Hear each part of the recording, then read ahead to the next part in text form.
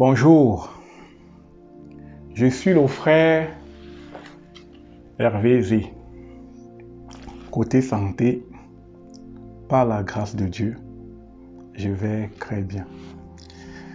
Je ne sais pas si tu peux dire autant, parce que reconnaissons que ça fait peut-être sensiblement 42 à 43 jours que plusieurs sont confinés. Je ne sais donc pas exactement comment se passe ton confinement. Peut-être as-tu connu des moments difficiles, des proches malades, peut-être souffres-tu d'une légère dépression ou de solitude. Je veux juste te dire, mon ami, que les hommes peuvent te décevoir. Les hommes peuvent t'abandonner. Les hommes peuvent te rejeter, mais notre Seigneur Jésus-Christ ne rejettera personne. C'est pourquoi, mon ami, je voudrais te supplier de d'abord dire merci à Jésus. Parce que c'est grâce au Seigneur Jésus-Christ que malgré le fait que tu traverses peut-être des situations difficiles, tu sois resté en vie jusqu'à aujourd'hui. Alors, une seule parole, merci Jésus, parce que tu t'es souvenu de moi.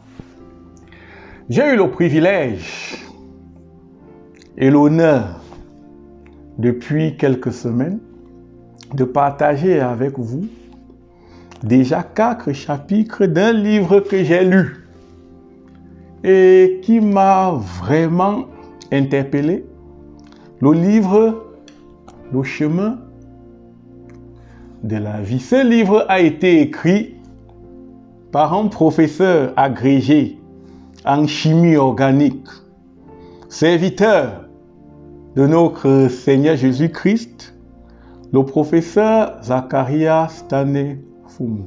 En fait, comme nous l'avons vu depuis le début, ce livre comporte 6 chapitres.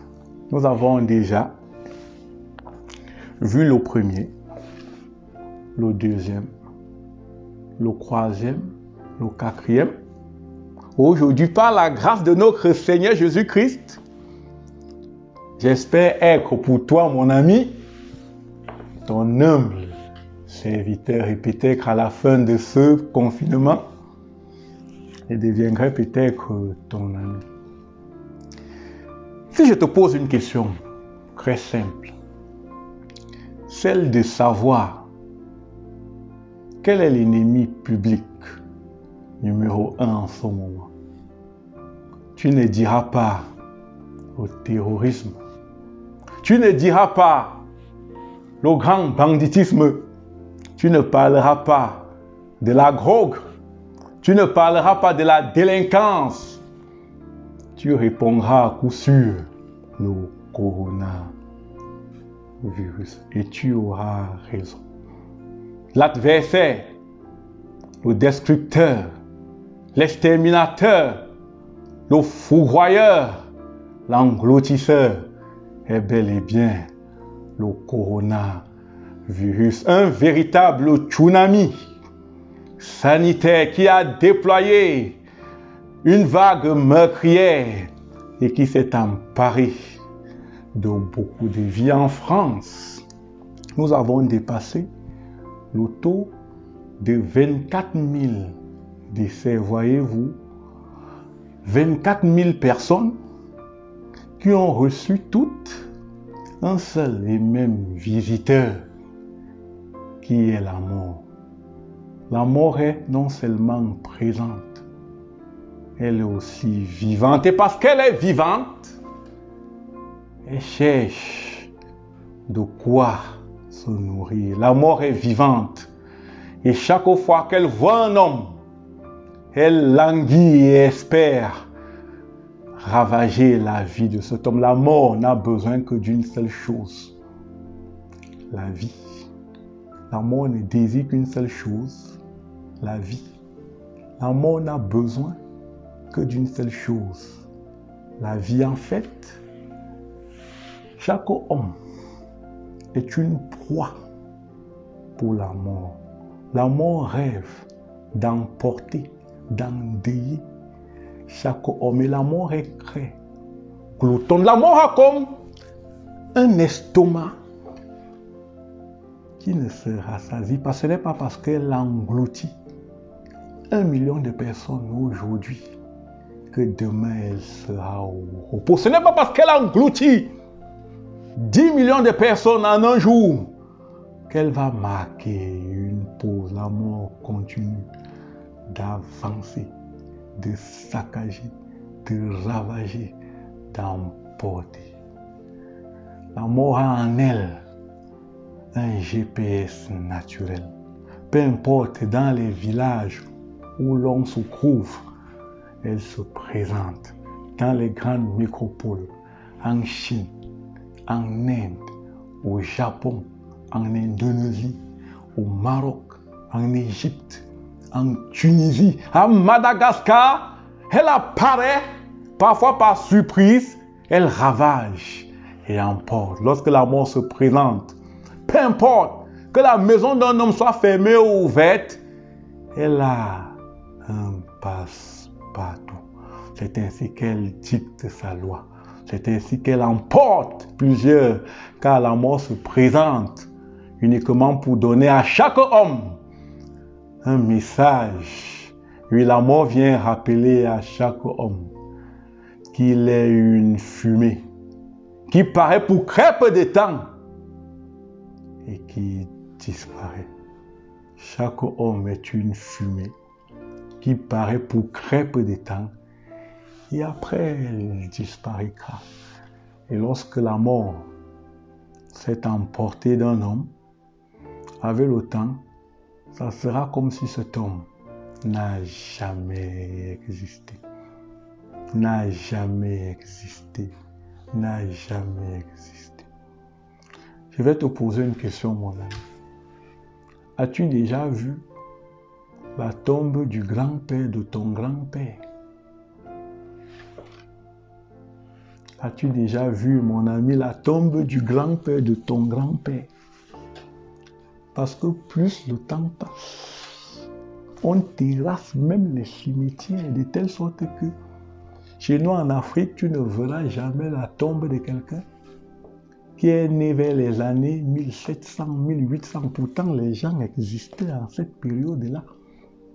Les gens mouraient aussi bien qu'aujourd'hui, mais les vivants doivent juste partir et laisser la place aux autres, parce que nous sommes tous sur la terre des pèlerins. Mon ami, toi qui m'écoutes, tu es un pèlerin. Tu as un intervalle de temps pendant lequel tu es supposé vivre et après tu partiras. La question est donc où iras-tu après la mort? C'est pourquoi nous avons mis sur pied un programme de confinement baptisé programme de confinement utile pour le salut de nos âmes, parce que nous sommes certains, sûrs, que la mort est juste une porte d'entrée pour une nouvelle vie. Nous sommes sûrs et certains que la vie réelle et véritable n'est pas celle que nous vivons. C'est pourquoi nous voulons partager avec toi notre espérance, mon ami, parce que nous voudrions qu'à la fin de ce programme de confinement utile, que tu jouisses de la même espérance que nous, parce que la Bible dit que c'est par espérance que nous sommes sauvés. Et l'espérance que nous voyons n'est pas l'espérance que nous voyons. Comment pouvons-nous encore l'espérer? Mais si nous espérons ce que nous ne voyons pas, nous l'attendons avec persévérance. C'est pourquoi, mon ami, joins-toi à nous. La semaine dernière, nous avons vu le chapitre 4 qui était intitulé La nouvelle vie. Nous avons vu que le Seigneur Jésus-Christ a dit que si un homme n'est né de nouveau, il ne peut voir le royaume des cieux. Si un homme n'est né d'eau et d'esprit, ils ne peuvent voir le royaume de cieux. Car ce qui est né de la chair est chair. Et ce qui est né de l'esprit est esprit. En fait, le Seigneur Jésus-Christ appelle tout le monde à la réconciliation, parce que lorsque le Seigneur Jésus-Christ parle de la naissance charnelle, le Seigneur Jésus-Christ est en train de parler de la naissance humaine, de ce qu'un homme peut naître d'une femme et d'un homme. Mais le Seigneur Jésus-Christ est en train de dire que si tu t'arrêtes à ce niveau-là, du fait que tu es né de ton père et de ta mère, du fait que tu es né du péché originel, cela ne te qualifie pas pour le ciel. Le Seigneur Jésus-Christ attend de toi une nouvelle naissance qui vient essentiellement et uniquement de Dieu, parce que c'est la nouvelle naissance est la vie surnaturelle de Dieu, impartie par le Saint-Esprit en chaque homme, dont l'ancienne vie a été amenée à la fin dans l'union avec le Seigneur Jésus-Christ à la mort, à la croix. C'est la vie de résurrection du Seigneur Jésus-Christ, impartie par le Saint-Esprit à tous ceux qui sont devenus un avec le Seigneur Jésus-Christ dans sa résurrection triomphante. Donc une fois qu'un homme se répand de ses péchés de façon volontaire et consciente, qu'il les abandonne, qu'il les confesse, et il invite le Seigneur Jésus-Christ dans son cœur comme Seigneur et Sauveur, cet homme reçoit de Dieu la vie de Dieu. On dit qu'il est né de nouveau. La Bible dit qu'il n'y a plus de condamnation pour tous ceux qui sont en Jésus-Christ. Donc, Dieu prend la peine d'effacer sur le registre céleste, dans le registre céleste, tout ce qui incriminait ce monsieur, tous ses péchés sont pardonnés. Dieu lui donne non seulement un pouvoir, celui de devenir enfant de Dieu, parce que la Bible dit qu'à tous ceux qui l'ont reçu, à tous ceux qui croient en son nom, elle a donné le pouvoir. Donc non seulement Dieu te donne le pouvoir de devenir un enfant de Dieu, mais Dieu accompagne ce pouvoir d'un présent. Dieu accompagne ce pouvoir d'un cadeau qui est la vie éternelle. La Bible dit dans 1 Jean 5, 11 à 13. Et voici ce témoignage, ce que Dieu nous a donné, la vie éternelle. Et cette vie éternelle se trouve dans son Fils. Celui qui a le Fils a la vie. Celui qui n'a pas le Fils n'a pas la vie. Je vous ai écrit ces choses afin que vous sachiez que vous avez la vie éternelle, vous qui croyez au nom du Fils de Dieu. Donc si quelqu'un est en Christ, donc si quelqu'un s'est uni en Christ, si quelqu'un a donné sa vie à Christ, il est une nouvelle créature. Les choses anciennes sont passées. Voici toutes choses sont devenues nouvelles. Si quelqu'un est en Christ, si quelqu'un est en Christ, si quelqu'un est en Christ, il est une nouvelle créature. La Bible dit que les choses anciennes sont passées et voici toutes choses sont devenues nouvelles. Donc, nous allons intituler ce chapitre « En finir avec le passé » parce qu'il faut que ces choses soient réellement anciennes, que ces choses soient réellement passées. Pourquoi? Parce que la nouvelle vie est comme une plante qu'on venait de planter.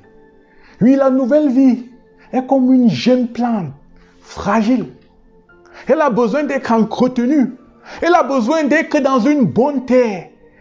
Elle a besoin qu'on examine le lieu où elle a été sémée.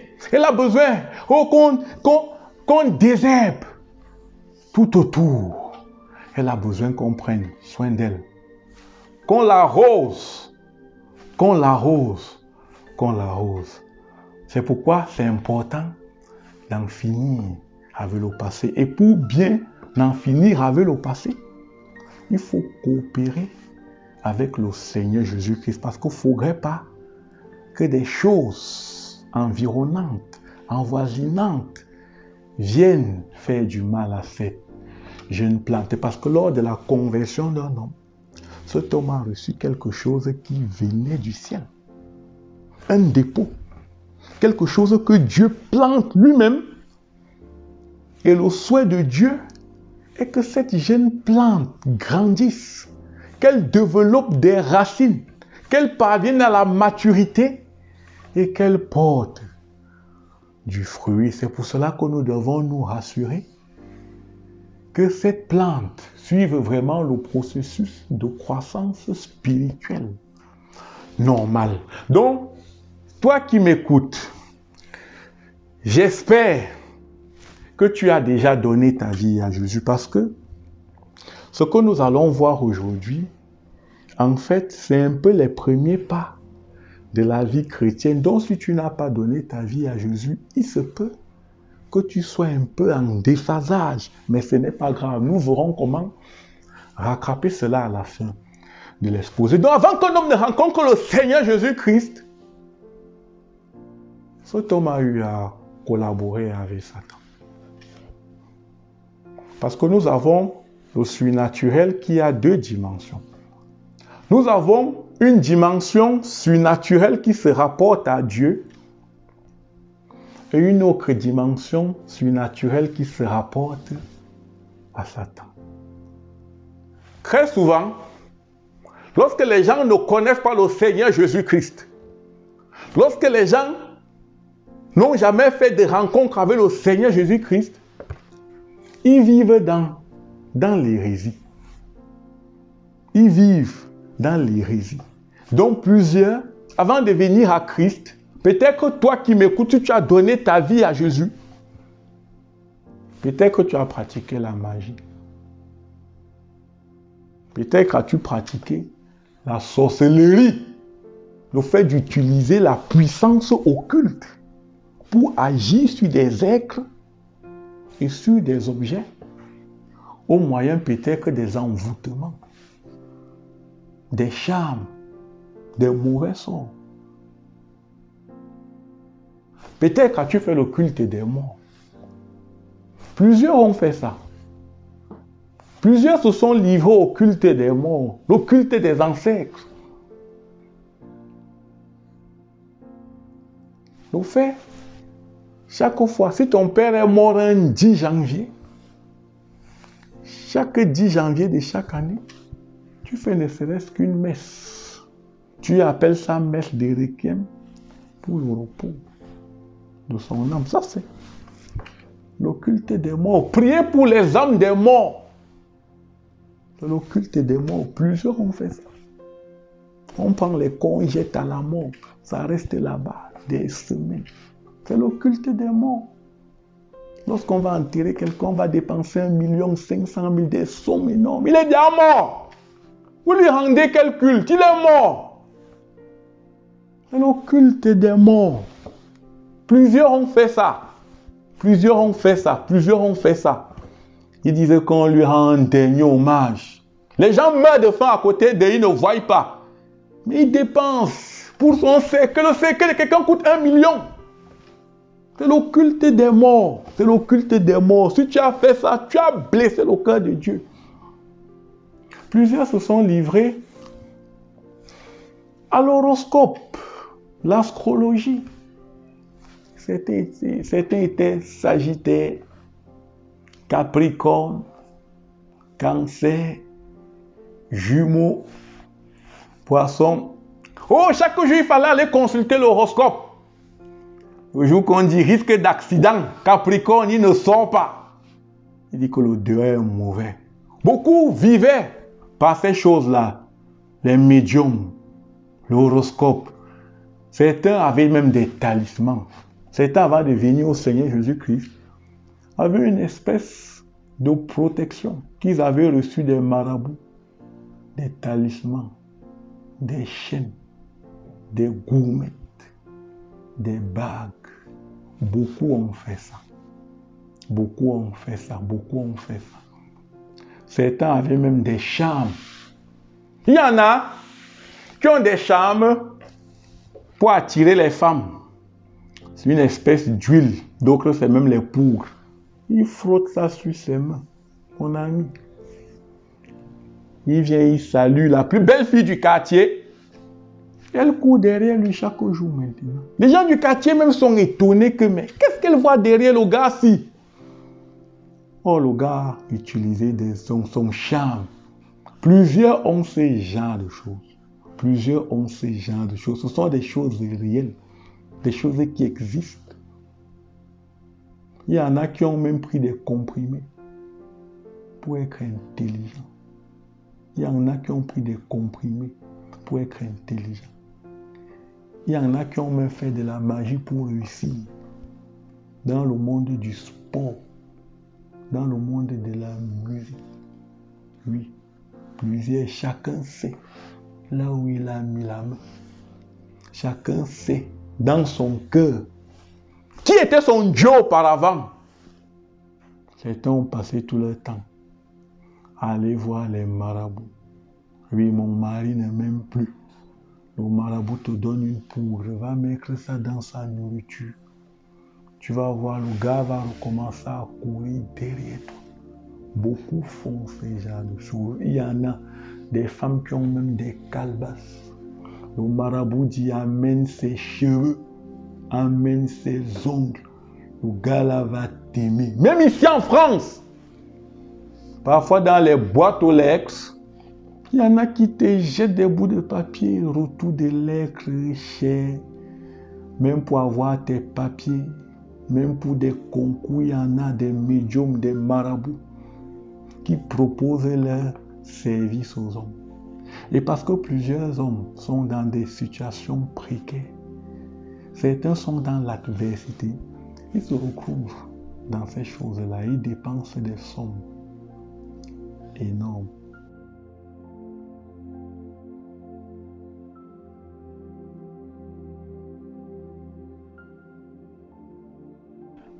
Avant de connaître le Seigneur Jésus-Christ, tu t'es livré à toutes ces choses. Parce que Satan était ton père. Tu étais en train de satisfaire le royaume des ténèbres. Maintenant, tu as donné ta vie à Jésus. Ça veut dire que tu as changé de paternité. Ça veut dire que tu as changé de royaume. Tu ne peux pas continuer à vivre dans ton nouveau royaume de la même façon que tu vivais dans l'ancien royaume. Parce que la conversion est un voyage, mon ami. La Bible dit dans Colossiens 1, 12 à 14, rendez grâce à Dieu de ce qui vous a rendu capable d'avoir part à l'héritage des saints dans la lumière. Il vous a délivré de la puissance des ténèbres et vous a transporté dans le royaume de son Fils bien-aimé par qui vous avez la rédemption et le pardon de vos péchés. Donc le Seigneur Jésus-Christ, pour que tu te convertisses, descend en enfer, te libère de la puissance de Satan. Il te met dans un jet privé dont il est le pilote. Il te transporte, il te transporte, il te transporte. Tu voyages, mon ami, en première classe, avec pour hôtesse les anges. Et le Seigneur Jésus-Christ t'amène dans le royaume de Dieu. Donc c'est un voyage de l'enfer vers le paradis. La conversion d'un homme, c'est un voyage de la colère de Dieu vers l'amour de Dieu. La conversion, c'est un voyage de la mort vers la vie. Tu es un privilégié. Tu es un privilégié. Le Fils unique de Dieu a quitté son trône. Il est descendu dans l'abîme, dans les ténèbres. Pour toi, n'es-tu pas privilégié? Parce que tu es donc privilégié de Jésus-Christ. Tu ne peux plus continuer à vivre comme tu vivais. Tu ne peux plus continuer. Tu ne peux plus continuer à vivre comme si tu étais dans le royaume des ténèbres. La Bible dit qu'autrefois, vous étiez ténèbres. Maintenant, vous êtes lumière. Marchez comme les véritables enfants de lumière. Éphésiens 5, 8. La Bible dit que examinez toutes choses. Examinez toutes choses. Ne prenez point part aux œuvres infructueuses des ténèbres, mais condamnez-les. La Bible te demande de condamner ça. Éphésiens 5, 10 à 11. Tu dois condamner parce que maintenant tu es une nouvelle créature. La Bible dit aussi dans Deutéronome 18, 10 à 12, qu'on ne trouve chez toi personne qui fasse passer son fils ou sa fille par le feu. Personne qui exerce le métier de devin, d'auguire, d'astrologue, de magicien, d'enchanteur. Personne qui consulte ceux qui évoquent les esprits et disent les bonnes aventures. Personne qui interroge les morts. Quiconque fait ces choses est en abomination. Donc mon ami, je t'en supplie, tu dois mettre fin à ta sorcellerie. Tu dois mettre fin à ta magie. Tu dois mettre fin à tes talismans, mon frère. Tu dois mettre fin à ton charme. Tu dois mettre fin à tous tes comprimés que tu prenais pour être intelligent. Tu dois mettre fin à tout ça. Tu dois mettre fin à tout ça. En fait, mon ami, tu dois juste te comporter comme les Éphésiens. Les Éphésiens n'ont pas eu honte. La Bible dit que plusieurs de ceux qui avaient cru venaient confesser et déclarer ce qu'ils avaient fait. Et une multitude d'entre eux qui avaient exercé les arts de magie, ayant pris leurs livres, leur brûlaient devant tout le monde et on estima la somme à plus de 50 000 pièces d'argent. Et le résultat a été que l'église à Éphèse pouvait grandir en puissance et en croissance. Alors ne me dis pas que tu as peur du diable. Il ne peut rien contre toi, il n'y aura pas de représailles. Au contraire, si tu ne te débarrasses pas de ces choses, tu seras plutôt en train de trahir le Seigneur Jésus-Christ. Parce que si le Seigneur Jésus-Christ te demande de te débarrasser de ces choses, ce n'est pas parce que ces choses manquent de puissance. Ce n'est pas parce qu'elles n'ont pas forcément des révélations qui sont exactes. Ces choses parfois, ces guérisons, parfois, que font les marabouts, les sorciers, parfois ce sont des guérisons réelles. Parfois, ces médiums peuvent prédire des choses exactes. Tous ces gens-là ne sont pas forcément des charlatans, mais la question est, quelle est l'origine de cette puissance? Qui est l'instigateur de cette puissance? Qui la soutient? C'est le diable, mon ami. C'est le diable, mon ami. C'est le diable qui soutient cette puissance-là. Donc, c'est une puissance satanique qui ne peut en rien aider le royaume de Dieu. Donc, je voudrais que tu saches que le diable peut te donner des choses qui paraissent être bonnes. Mais toutes ces choses sont à rejeter. Donc, mon ami, pardon, je t'en supplie. Tout ce que tu as, que ce soit les livres de magie comme les Éphésiens avaient, les livres de Rose au Croix, les livres de franc-maçon, tout ce qu'on t'a donné pour ta protection, comme quoi pour qu'on ne te mange pas dans la sorcellerie, tiens cette écorce, tiens ce talisman, tiens cette bague, tiens cette gourmette. Mon ami, toutes ces choses-là, dès le moment où tu as confessé le Seigneur Jésus-Christ comme Seigneur et Sauveur, tu dois t'en débarrasser. Ça va t'aider à grandir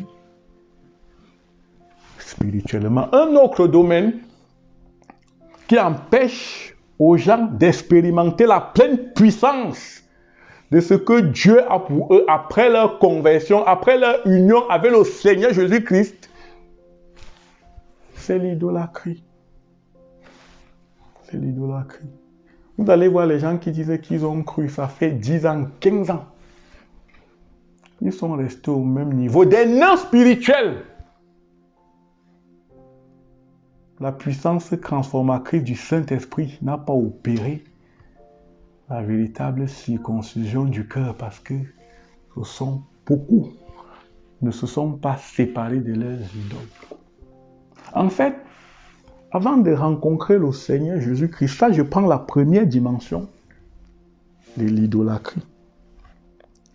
Plusieurs qui se disaient chrétiens remplissaient les églises dimanche après dimanche. Je dis bien avant la conversion. Et ces gens-là se prosternaient devant les idoles. Ces gens-là priaient au nom des individus appelés saints. Ces gens-là se prosternaient devant les images taillées, faites pour représenter des divinités. Et pourtant, la Bible dit dans Exode 20, 4 à 5, tu ne te feras point d'image taillée, ni de représentation quelconque de quelque chose qui est en haut dans le ciel, en bas sur la terre et plus bas que terre dans les eaux. Tu ne te prosterneras point devant elles et tu ne les serviras point, car moi, l'Éternel, ton Dieu, je suis un Dieu jaloux. Donc, le diable, qui est l'instigateur du christianisme contrefait, sera sûr de maintenir les âmes des gens en captivité. Ce qui fait que plusieurs prient au nom des individus qu'ils appellent ça, se prosternent devant les idoles. Plusieurs ont les images. L'image peut-être du Seigneur Jésus-Christ. D'autres, les images de la Vierge Marie. D'autres, les images de Joseph. Oh, les saints priant pour nous. Vierge Marie priant pour nous. Tout ça, c'est l'œuvre du diable. Parce qu'il n'y a aucune photo de quiconque est dans la Bible. Personne ne peut avoir le salut en Jésus-Christ plus quelque chose. Le salut, c'est en Jésus, full stop. Et non Jésus plus. Et non Jésus plus. La Bible dit dans 1 Timothée 2, 56, il y a un seul médiateur, un seul Dieu, un seul médiateur entre Dieu et les hommes, Jésus-Christ, homme, qui s'est lui-même donné en rançon pour nous.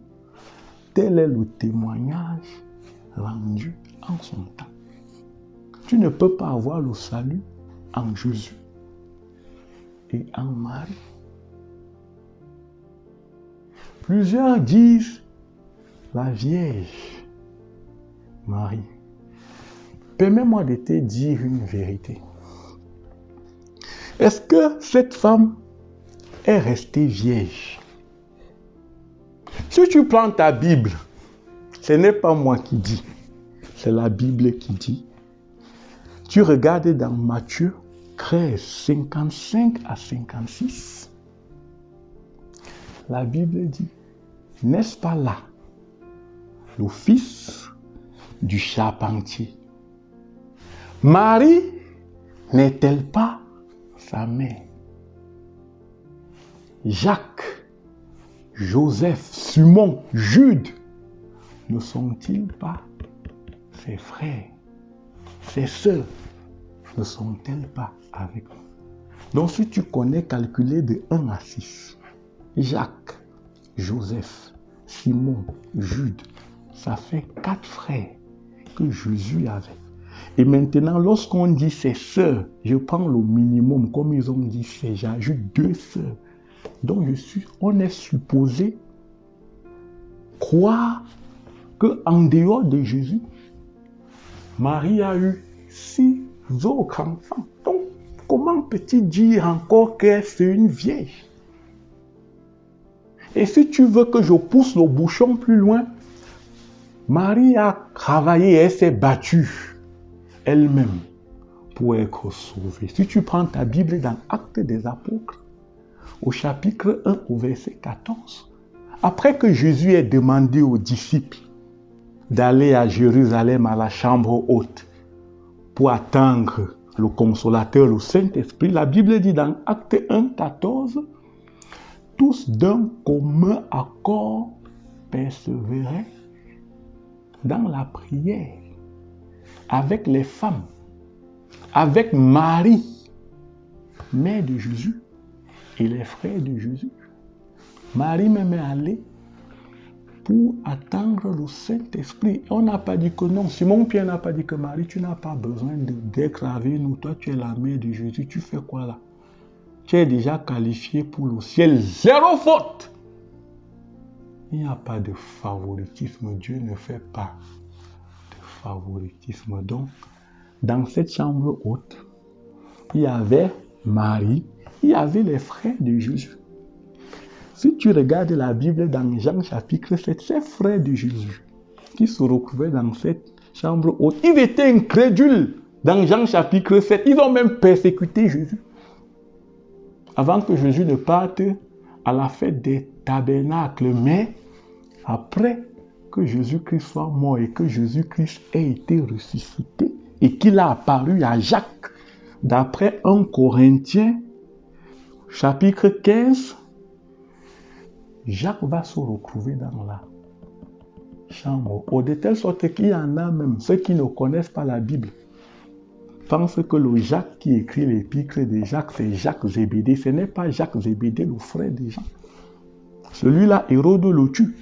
C'est plutôt Jacques, le frère de Jésus. Comme quoi, ce n'est pas parce qu'ils sont sortis du même ventre qu'ils étaient qualifiés automatiquement. On est qualifié par la foi. Une foi qui donne la vie. Jean-Baptiste connaissait le Seigneur Jésus-Christ comme son cousin. Mais il fallait qu'il reçoive de Dieu la révélation que Jésus était le Fils de Dieu. C'est pour cela que Jean-Baptiste dit, celui qui m'a envoyé baptiser d'eau m'a dit, celui sur qui tu verras l'Esprit descendre et s'arrêter. C'est lui qui baptise du Saint-Esprit. L'évangile, c'est la puissance de Dieu pour le salut de quiconque croit. Il faut qu'une puissance vienne ôter ton voile d'aveuglement pour que tu vois Jésus comme étant le Fils de Dieu. Je me suis permis de m'étendre là-dessus pour que tu essaies de mieux comprendre en ce qui concerne le salut en Jésus et en Marie. C'est une hérésie. Et c'est l'idolâtrie. Et Dieu n'aime pas ça. Même si c'est une idolâtrie au nom du Seigneur Jésus-Christ. Ce sont les œuvres mortes. Donc mon ami, Dieu est esprit. Dieu n'est pas une idole. Dieu est esprit. Dieu n'est pas une image. Dieu veut qu'on l'adore en esprit et en vérité et non avec les chapelets et les mensonges. Donc tu sais ce que tu vas faire, mon ami? Tu vas aller sur le chevet de ton lit. Tu vas ramasser, entasser. Tu vas prendre un bon sac poubelle. Toutes tes œuvres des idolâtres, tes photos de Marie, de Jésus, je ne sais quel autre ange que tu as. Ton chapelet. J'ai dit bien sûr, tu as donné ta vie à Jésus. Je parle de ceux qui ont donné leur vie à Jésus. Ceux-là qui sont les enfants de la nouvelle alliance parce qu'ils sont sous le sang de Jésus. Cela ne risque rien en termes de représailles. Parce que le Seigneur Jésus-Christ intercède pour eux. La Bible dit que si Dieu est avec nous, qui sera contre nous? Lui qui n'a point épargné son propre fils, mais qui l'a livré pour nous tous. Comment ne nous donnera-t-il pas toutes choses avec lui? Qui accusera les élus de Dieu? Alors j'espère que tu es un élu. C'est Dieu qui justifie. Qui les condamnera? Christ est mort. Il est ressuscité d'entre les morts. Il est assis à la droite du Père. Il intercède pour toi. C'est pour cela que je te demande et que je te supplie que si tu fais partie de ces gens dont Christ est en train d'intercéder, pour qui Christ intercède, mon frère, tu ne peux plus garder les photos de la Vierge Marie. Tu ne peux plus. Tu prends tout ça. Mon frère, tu mets dans un sac poubelle. Tu jettes. Tu rentres, tu te mets à genoux. Et tu bénis le Seigneur de ce qu'il t'aime. Et qu'à compter d'aujourd'hui, tu vas l'adorer en esprit et en vérité. Ça, c'est la première dimension de l'idolâtrie. Il y a une autre dimension. Il y a une autre dimension. En fait, tout ce qui rivalise avec le Seigneur Jésus-Christ dans le cœur d'un homme est une idole. Tout ce qui constitue un obstacle dans ta marche avec Dieu, si tu as déjà donné ta vie à Jésus, c'est une idole. Parce que ça t'empêche de grandir. Ça t'empêche de croire, que ça empêche le développement de ton être intérieur. Ça empêche le développement de ton être intérieur. Et le Seigneur Jésus-Christ a dit, toute plante qui n'a pas été plantée par mon Père qui est dans les cieux sera déracinée. Donc tout ce qui s'oppose à Jésus-Christ dans ton cœur, tout ce qui se met en conflit est une idole. Ça peut être une personne. Ça peut être une philosophie. Ça peut être ton travail. Ça peut être un système. Ça peut être un gouvernement. Ça peut même être une nation. Ça peut être ta femme. Ça peut même être tes enfants. En fait, mon ami, ça peut être la cupidité. L'idolâtrie, c'est le grand péché. L'idolâtrie, c'est le grand péché. C'est l'oubli de Dieu. C'est ça l'idolâtrie. C'est l'oubli de Dieu.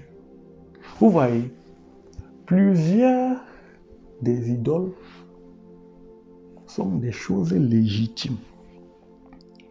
Est-ce qu'avoir une femme, c'est quelque chose d'illégitime? Est-ce qu'avoir des enfants, c'est quelque chose d'illégitime? Mais chacune de ces choses, chaque idole,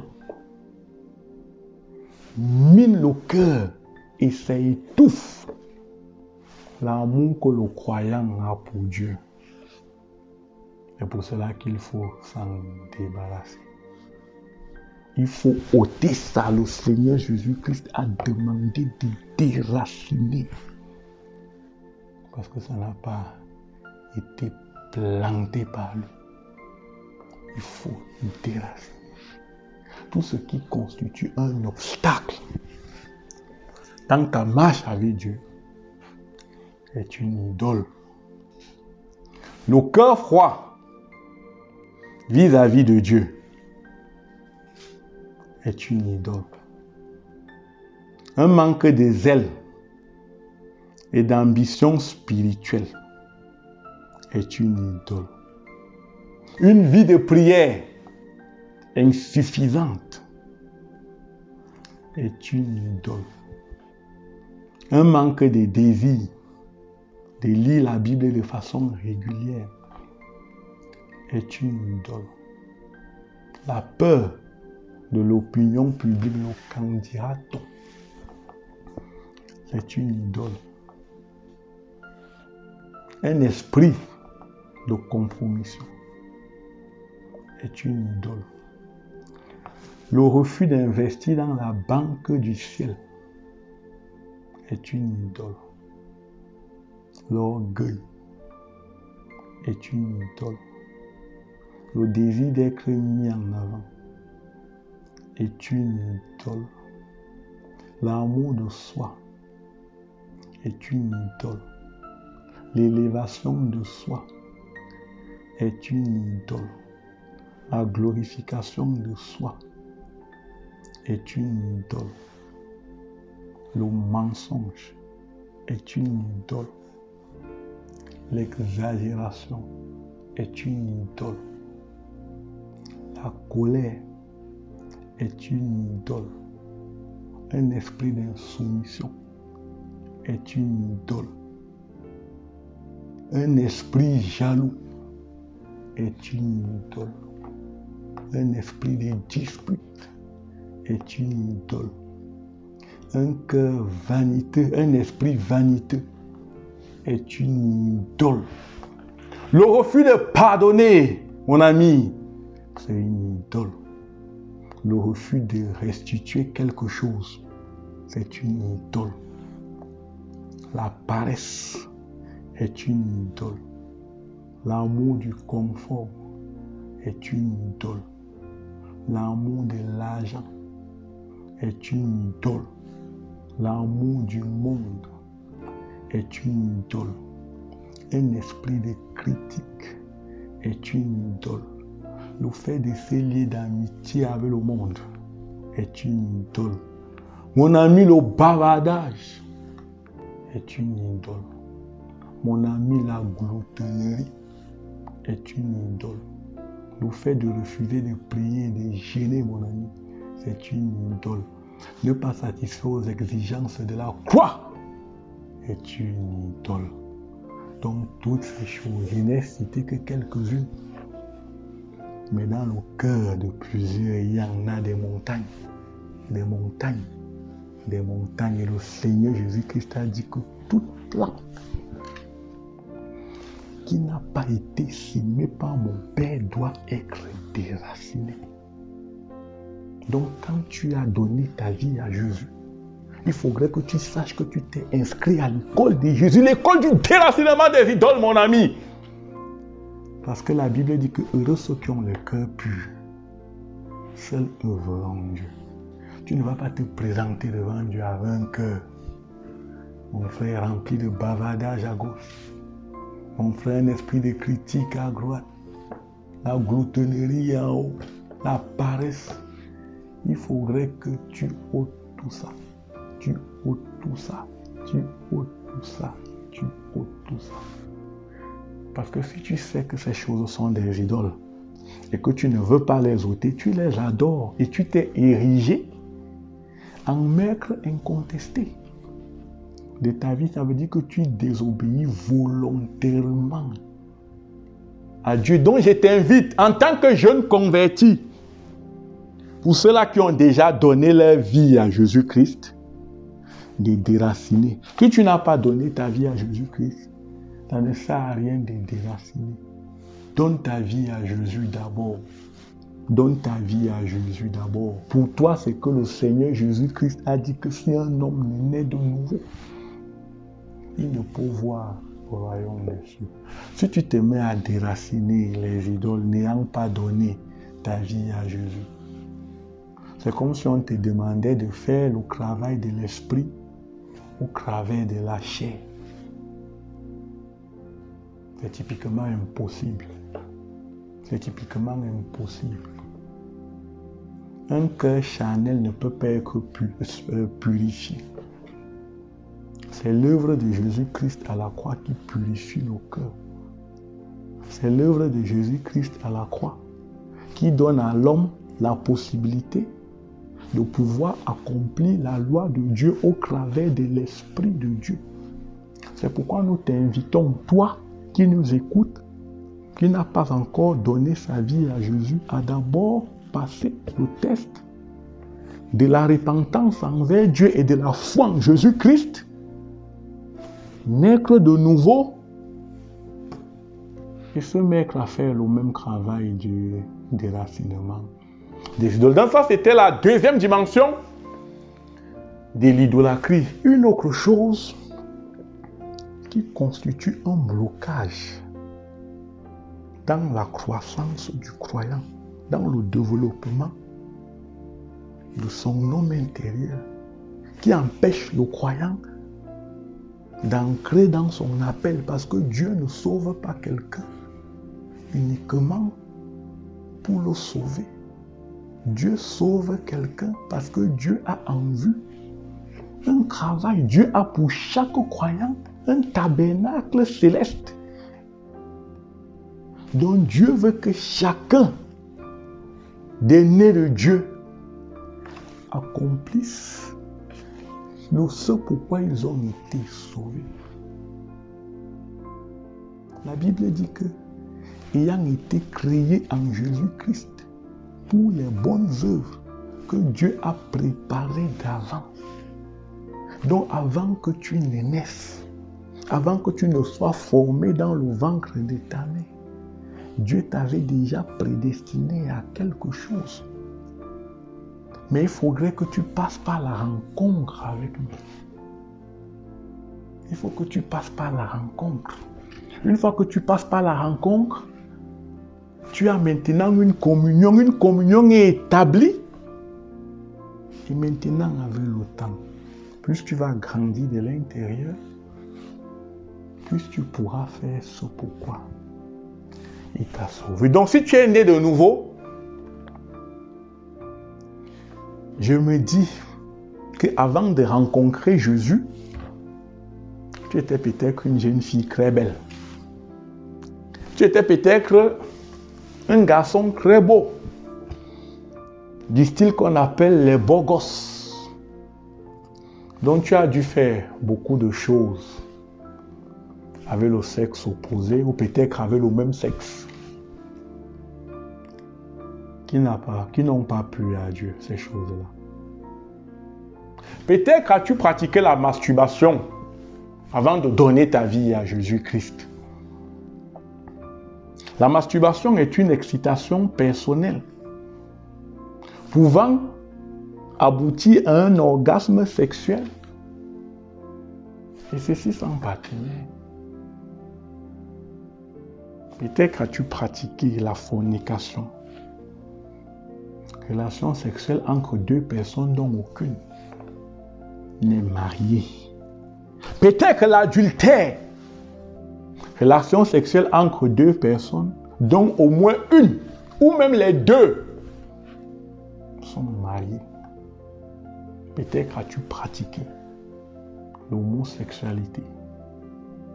L'homosexualité regroupe les relations sexuelles entre les partenaires de même sexe. Quand ces deux filles, on parle d'une autre forme d'homosexualité appelée lesbianisme. Peut-être as-tu connu plusieurs partenaires. Peut-être as-tu eu un enfant sans être marié au monsieur. Et tu as continué à te donner à lui. Peut-être as-tu vécu en concubinage. Nos viands restent. Nos viands restent les voleurs. Ceux-là, ce sont les voleurs. Nos viands restent. Il prend la fille de quelqu'un. Une fille qui appartient à une famille dont les parents ont investi. Il s'en accapare. Un voleur. Un voleur. Et il publie partout, c'est ma femme. C'est ma femme. C'est ma femme. Un menteur. Aucun papier légal. Mais il dit partout ma femme. Ma femme. Ma femme. Peut-être as-tu fait le vion reste. Beaucoup font du concubinage. Beaucoup font du concubinage. Peut-être as-tu lu les romans pornographiques. Peut-être étais-tu ce qu'on appelle des prostituées vieilles. Elle s'est fixé une limite. Les caresses. Elle ne va jamais dépasser les caresses. Elle raconte partout qu'elle est vieille. Peut-être as-tu fait ce genre de choses. Si tu as fait ça avant le Seigneur Jésus, avant de rencontrer le Seigneur Jésus-Christ, tu as péché contre Dieu. Donc j'espère que lors de ta repentance, tu t'es repenti de toutes ces choses-là. Parce que la Bible dit, dans 1 Corinthiens 6, 9 à 11, ne savez-vous pas que les injustes n'hériteront pas le royaume des cieux? Ne vous y trompez pas.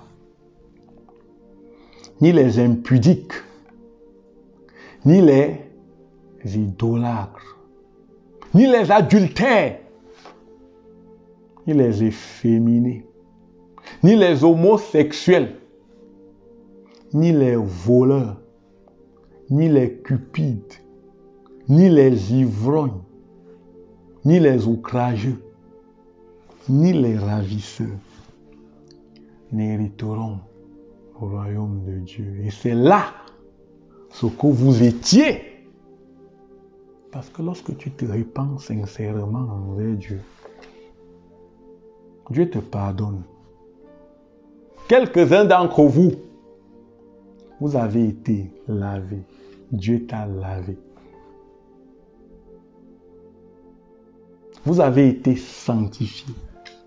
Dieu t'a sanctifié.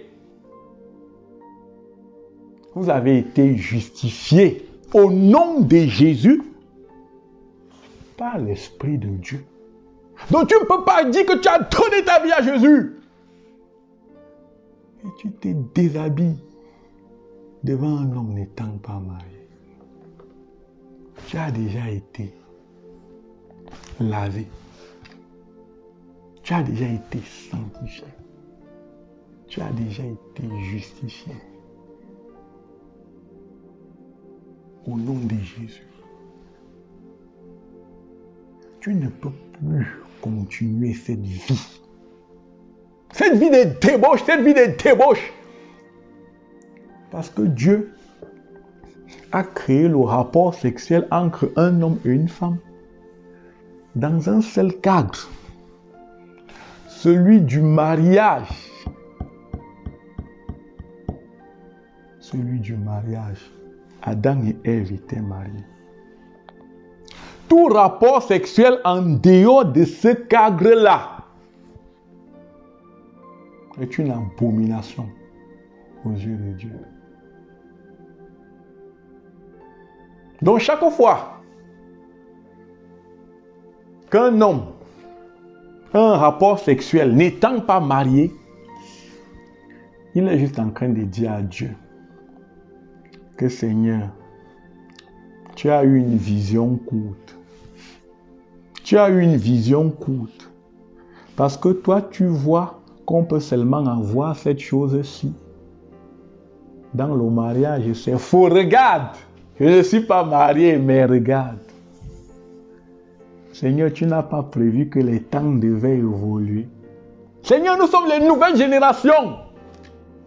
Toi, tu es resté à l'ancien. Nous, les jeunes d'aujourd'hui, nous, voilà comment nous faisons. Tu as dit que c'est entre un homme et une femme. Tu t'es trompé, regarde, nous, garçons. Garçon, fille. Seigneur, vraiment, reste ta chose là-bas au ciel. Reste là-bas. Reste là-bas. Nous, on n'a pas besoin de toi. Regarde comment nous sommes heureux. Regarde. Nous avons même des clubs échangistes. Tu as vu comment nous nous procurons du plaisir. Oh Dieu, tu as voulu nous cacher ça. On l'a découvert de nous-mêmes. Alors nous sommes intelligents, Seigneur. Oh, et nous jouissons de nos capacités sexuelles. Nous utilisons notre libido comme nous voulons. Donc l'affaire de mariage est là. Reste avec ça. Je n'ai même pas besoin de me marier. Elle est dans ma chambre, sur mon lit chaque nuit. Je l'ai gratuitement. Je n'ai à payer aucune dot. Je n'ai à payer aucune dot. Elle est déjà mienne. Les voleurs.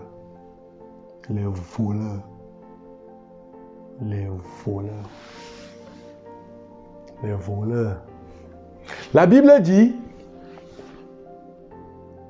ne vous mettez pas avec les infidèles sous un joug étranger. Car quel rapport y a-t-il entre la justice et l'iniquité? Qu'y a-t-il de commun entre la lumière et les ténèbres? Quel accord y a-t-il entre Christ et Bélial? Quelle part a le fidèle avec les fidèles? Quel rapport y a-t-il entre le temple du Dieu vivant et les idoles? Car vous êtes le temple du Dieu vivant, car il est écrit, j'habiterai et je marcherai au milieu de vous. Je serai votre Dieu et vous serez mon peuple. C'est pourquoi sortez du milieu d'eux et séparez-vous d'eux. Ne touchez pas à ce qui est impur. Ne touchez pas à ce qui est impur. Dieu parle à ses enfants. Et je vous accueillerai. Je serai votre Père. Et vous serez pour moi des fils et des filles. Donc, si tu as donné ta vie au Seigneur Jésus-Christ, ça veut dire que tu es croyante. Ou tu es croyant. Tu ne peux pas te marier avant un non-croyant. La Bible dit, séparez-vous d'eux. Tu ne peux pas continuer avec ta relation que tu avais avant de rencontrer Jésus. Tu dois mettre fin à ça. Tu ne peux pas te marier avec un non-croyant ou une non-croyante. Parce que toi, Dieu, c'est ton Père. Le non-croyant que tu veux épouser, c'est le diable qui est son Père. Toi, tu es le temple de Dieu. Lui, il est le temple du diable. Toi, tu es pur. Lui, il est impur. Donc, oublie si tu es sage.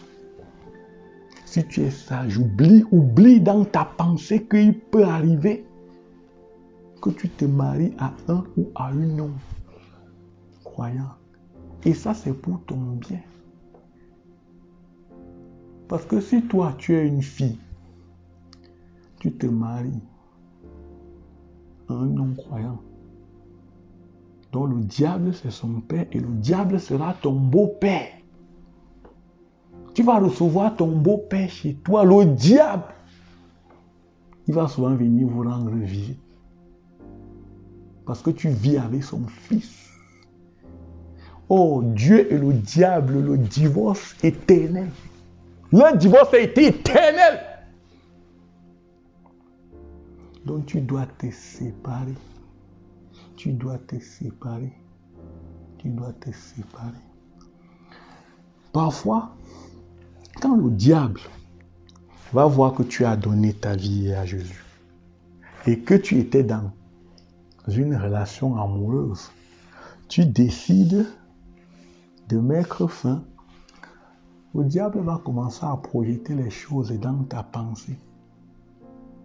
Tu vas recommencer peut-être à vivre les anciennes scènes où vous faisiez ceci, où vous allez là-bas. Ne laisse pas le diable te posséder. Il faut briser tout lien avec le péché. Ne laisse pas mûrir ces pensées-là. N'accepte pas ça. Ces objets de fantasme. C'est péché contre Dieu. C'est péché contre Dieu. C'est péché contre Dieu. Il faut développer ce qu'on appelle un ministère de proclamation. Tu proclames au nom du Seigneur Jésus-Christ et tu brises l'emprise du péché sexuel dans ta vie. Tu brises la puissance du péché sexuel dans ta vie. Et tu proclames que tu appartiens à Jésus. Tu proclames que tu as été libéré. S'il y a un certain Rodrigue qui veut te déranger, tu vas devant Dieu. Tu dis au nom du Seigneur Jésus-Christ, j'ordonne à Rodrigue de sortir de ma vie une fois pour toutes. Rodrigue, je te donne par la puissance du Saint-Esprit, par le nom du Seigneur Jésus-Christ, de sortir de ma vie de façon définitive et totale. Parce que tu es un fils des ténèbres. Moi, j'ai donné ma vie à Jésus. Je vis pour Jésus maintenant. Je n'ai plus rien à voir avec toi. C'est comme ça qu'on se sépare. Et tout ce que Rodrigue t'a donné, pardon, ne garde pas ça. Entre dans ta chambre. Tous les cadeaux, les sacs Louis Vuitton, Versace, pardon, tu entasses tout ça. Tu entasses tout ça. Tout ce qu'il t'a donné pendant que tu étais en couple avec lui, ne garde rien parce que c'est des liens. Tu entasses tout. Si ces choses ont vieilli, tu estimes ça en valeur financière. Quand tu vas aller lui remettre ça, tu ne vas pas seul. Tu appelles un aîné spirituel. Tu appelles Rodrigue. Vous vous rencontrez dans un lieu public. Tu dis, mon cher ami, je te demande pardon. Parce que j'ai voulu t'entraîner en enfer avec moi. J'ai péché. Je t'ai fait du mal. Mon ami, pardonne-moi.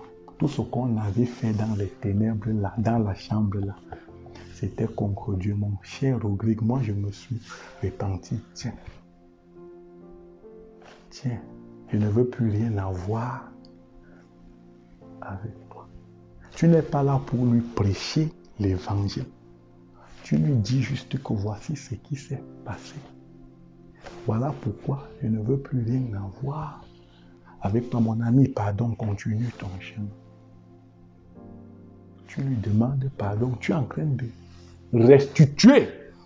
Tu es en train de mettre tout en ordre. Si tu ne fais pas ça, il ne va même pas te prendre au sérieux. Il va voir que c'est un caprice. il va voir que c'est un caprice. Il va voir que c'est un caprice. Mais si tu fais ça, tu te débarrasses de lui. Tu donnes son numéro à un aîné spirituel que va me bombarder le gars là avec l'évangile. Et tu ne cherches plus à savoir ce qu'il va devenir. S'il croit, gloire à Dieu. S'il ne croit pas, peut-être que son temps n'est pas encore arrivé. Parce que ce ne sont pas les hommes qui convertissent les autres. Les hommes présentent l'évangile, mais la puissance transformatrice vient de Dieu. C'est Dieu qui donne la vie. Donc, les hommes prêchent Jésus. Mais aucun homme n'est pas amené en mort à la vie. Donc, les frères vont présenter Jésus-Christ à Rodrigue. Si Jésus-Christ œuvre dans le cœur de Rodrigue, si Rodrigue coopère, tant mieux. S'il ne coopère pas, peut-être que ce n'est pas encore son temps. Mais toi, tu dois continuer de l'avant. Tu dois régler l'immoralité dans ton cœur. L'immoralité prend origine dans le cœur d'un homme. L'adultère, la débauche. Le Seigneur Jésus-Christ nous a dit, c'est du cœur de l'homme que se forment toutes les mauvaises pensées, l'adultère, les débauches. C'est dans le cœur. Et tout péché est fondamentalement contre Dieu. Qu'il soit en pensée ou en acte, il fait à Dieu le même effet. Ce sont les hommes qui catégorisent les péchés. Le Seigneur Jésus-Christ a dit dans Matthieu 5 au verset 28, quiconque regarde une femme pour la convoiter a déjà commis avec elle un adultère dans son cœur. Donc en tant que jeune croyant, je t'invite à faire attention au cœur. Je t'invite vraiment à faire attention. Je t'invite à faire attention. Je voudrais te poser quelques petites questions pour que tu puisses t'examiner. As-tu déjà eu un rapport sexuel? As-tu déjà caressé quelqu'un pour l'amener à une satisfaction sexuelle? T'es-tu déjà laissé caresser par quelqu'un pour qu'il t'amène, lui, à une satisfaction sexuelle? As-tu déjà pratiqué la masturbation? As-tu déjà donné à quelqu'un un baiser en secret, à la bouche ou sur la main? As-tu déjà embrassé quelqu'un en secret?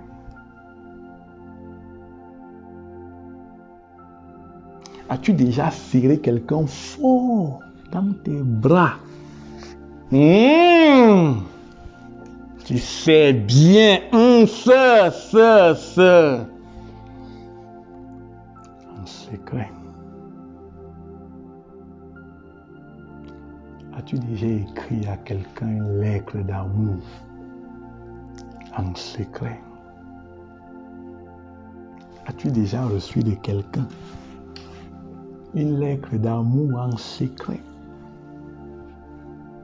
Y a-t-il quelqu'un que tu appelles avec un petit nom? Rien que quand vous êtes, vous deux, nous on ne connaît pas où.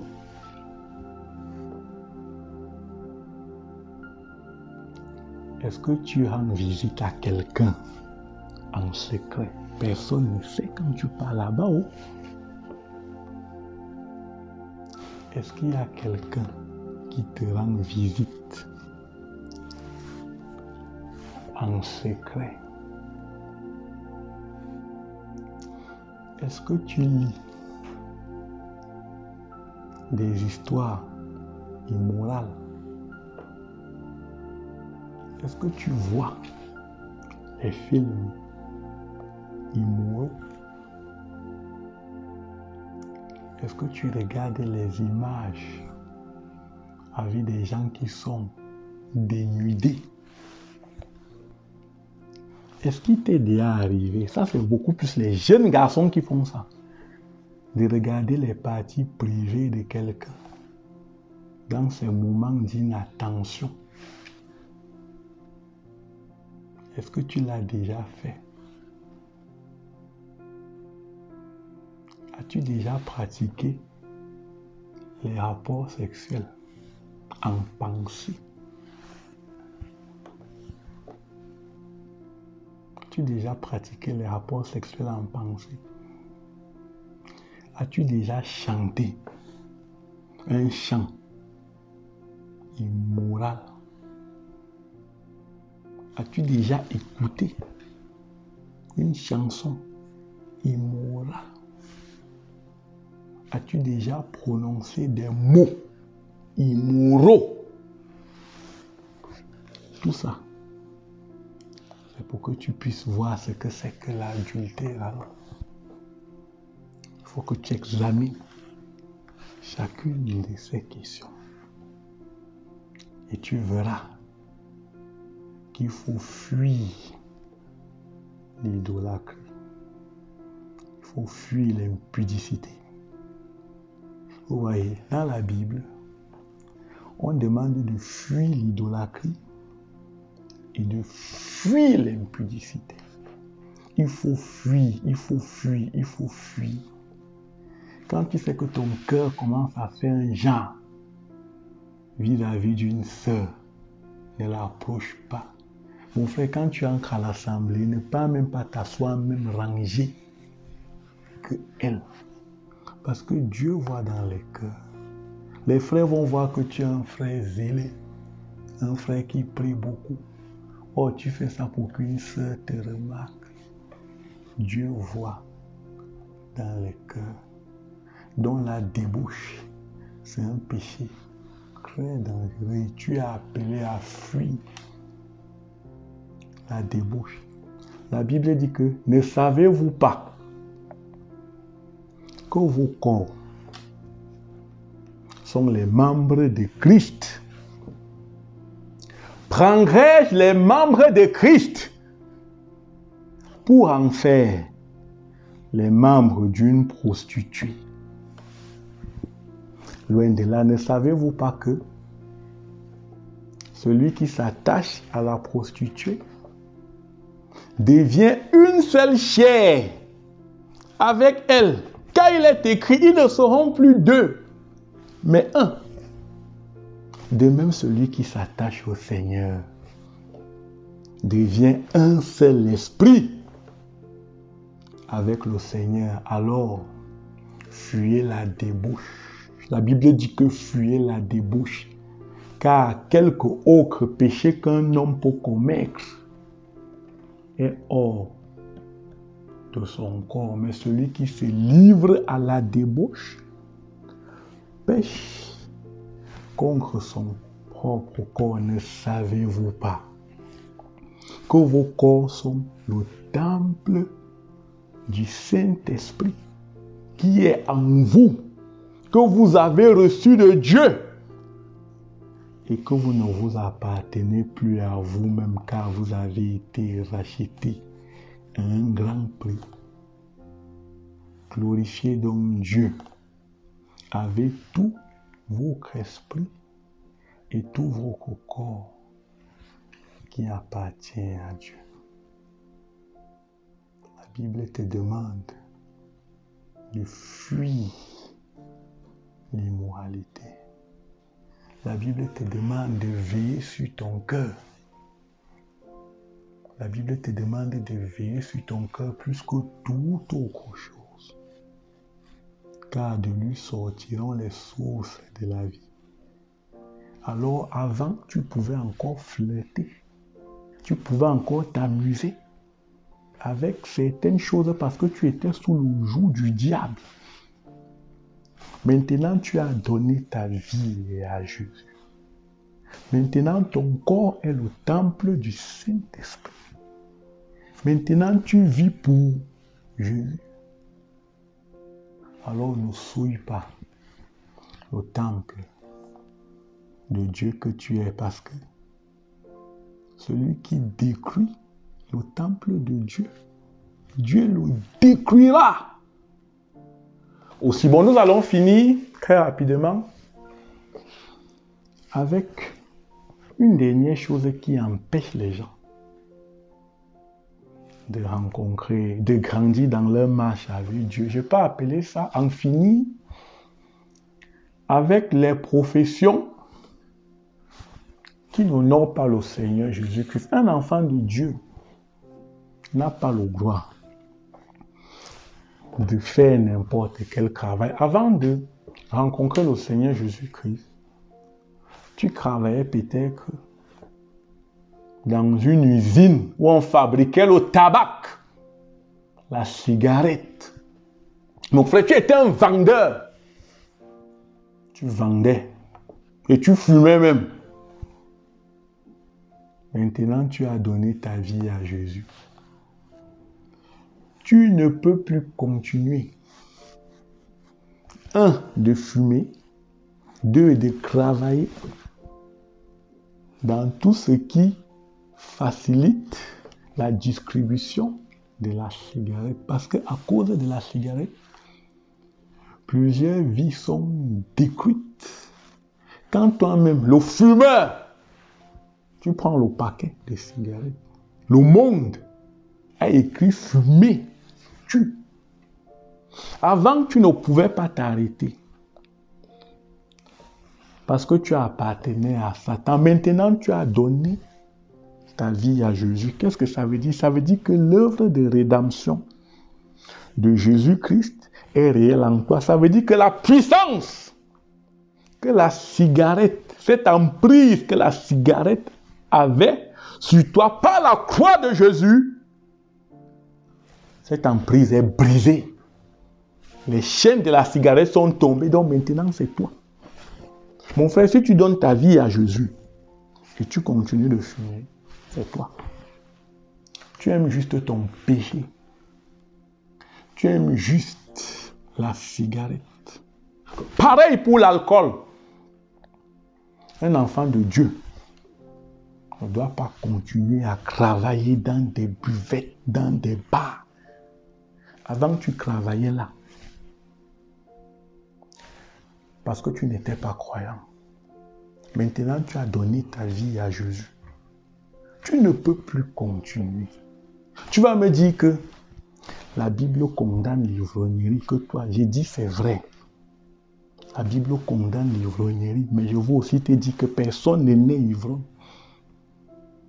On commence par un verre, après un deuxième, après un troisième. Mais je vais te dire que la Bible dit: ne vous enivrez pas de vin doux, mais soyez au contraire remplis de Saint-Esprit. Mon frère, tu ne peux pas boire l'alcool et espérer un jour être baptisé dans le Saint-Esprit. Tu ne peux pas être un fumeur et penser que le Seigneur Jésus-Christ, qui est assis au ciel, va répandre le Seigneur, le Saint-Esprit sur toi. C'est un mensonge. C'est un mensonge. Quand tu donnes ta vie à Jésus, même si tu es fumeur, le Seigneur Jésus-Christ te donne le Saint-Esprit pour le caractère chrétien. Je ne dis pas que tu n'as pas le Saint-Esprit, parce que si tu as effectivement cru, je n'étais pas là dans ta transaction. Mais lorsqu'un homme écoute l'évangile et qui décide de donner sa vie à Jésus, qu'il soit alcoolique, qu'il soit fumeur, si Dieu voit qu'il est sincère, le Seigneur Jésus-Christ lui donne la vie nouvelle et le Saint-Esprit pour le caractère chrétien. Maintenant, il faut que cette personne coopère avec Dieu pour abandonner l'emprise de l'alcool, cette accoutumance-là. Parce que le Seigneur Jésus-Christ voudrait que le croyant reçoivent le revêtement de la puissance d'en haut pour le service. Mon frère, tu ne peux pas me dire que tu es là chaque jour avec la cigarette. Que Dieu va te donner ça, c'est un mensonge. Tu ne peux pas me dire que tu bois la bière, Heineken, 8, 6, toutes ces choses-là. Et tu vas me dire que non, tu as été baptisé. Comment le Seigneur dit qu'il a baptisé un alcoolique dans le Saint-Esprit?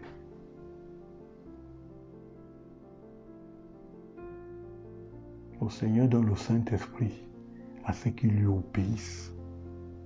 À ceux qui lui obéissent. Donc je t'invite à en finir avec ces choses-là. Je t'invite à quitter ton travail. Si tu travaillais dans une buvette, mon frère, prends les clés. Si c'est toi qui avais les clés, va voir ton patron. Tu dis, patron, tiens, voici tes clés. Ne prends même pas ton dernier salaire. Le patron serait étonné. Il va te dire, mais je t'ai fait quoi? Qu'est-ce qui s'est passé? Tu dis au patron, que patron, j'ai trouvé un trésor. Il va te dire quel trésor. Dis au patron que le royaume de Dieu est comme un trésor caché dans un champ. Celui qui le trouve le cache. Et dans sa joie, va vendre tout ce qu'il a. Il achète ce champ. Oh Dieu patron, Dieu patron, Dieu patron. Que le royaume de Dieu est comme un marchand de perles qui cherchait de belles perles. Il a trouvé une de grand prix. Il a vendu tout ce qu'il avait. Il a acheté cette perle-là. Donc dis seulement ça au patron. En me disant que celui qui a les oreilles pour entendre, qu'il entende. Et maintenant, quand tu rentres, tu te mets à genoux. Tu dis, oh Seigneur, j'ai coopéré avec toi. Je ne pouvais pas, ayant rencontré ton fils Jésus, continuer à faire ce travail que je faisais. Maintenant, Père, souviens-toi de moi, j'ai besoin d'un autre travail. Seigneur, tu sais toi-même que j'ai un loyer à payer. Oh Seigneur, viens-moi en aide. Donne-moi un travail digne de toi. Seigneur, tu as dit dans ta parole que ne vous inquiétez de rien, mais en toute chose, faites connaître à Dieu vos besoins.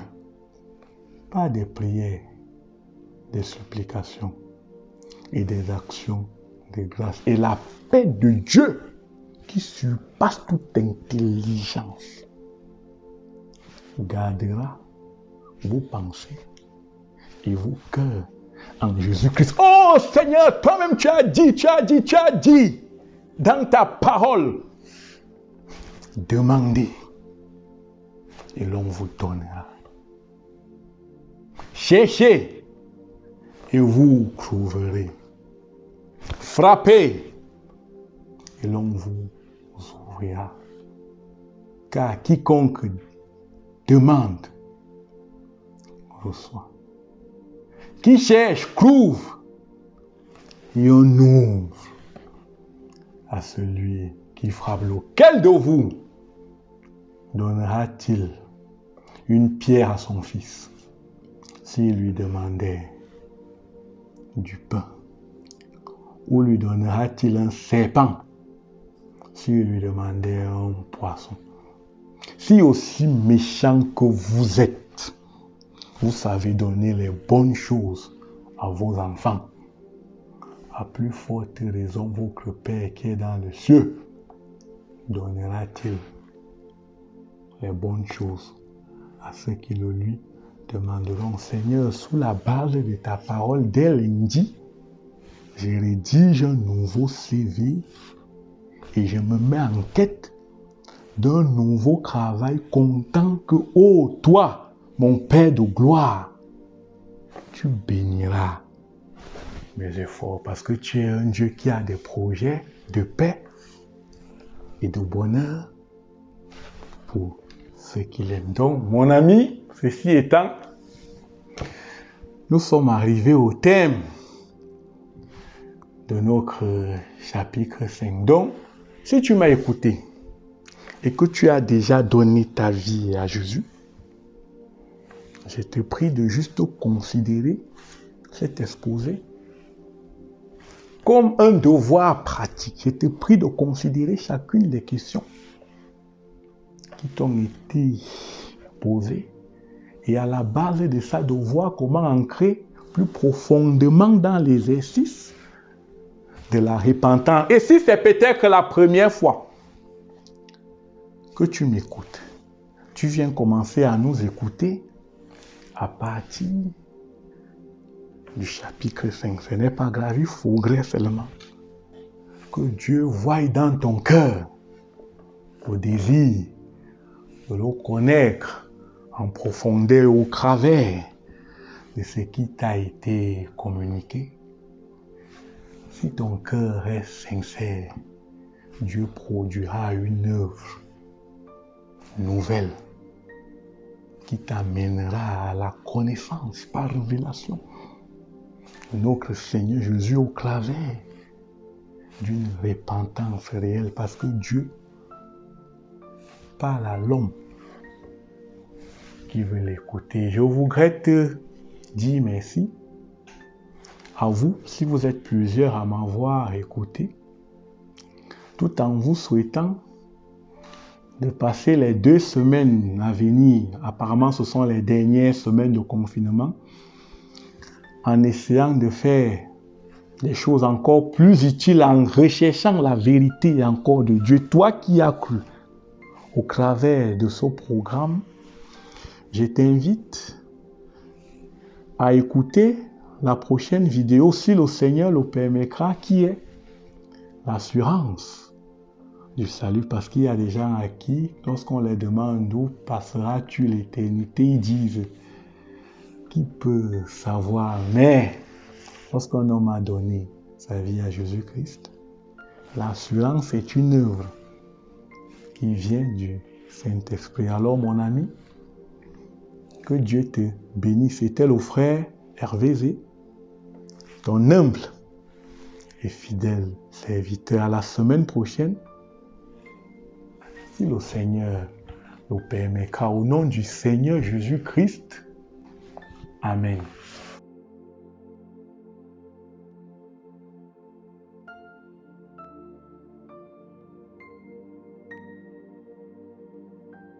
Mon ami, en bref, des choses vraiment importantes à retenir au travers de cet exposé, dans les grandes lignes, nous avons vu que pour que ta marche chrétienne avec Jésus-Christ soit accomplie, il te faut coopérer avec le Seigneur dans en finir avec le surnaturel de Satan. Nous avons parlé des talismans, des médiums. Nous avons parlé de la magie, de la sorcellerie. Donc, rassure-toi de traiter tout ce domaine. Nous avons vu l'idolâtrie à 2 dimensions.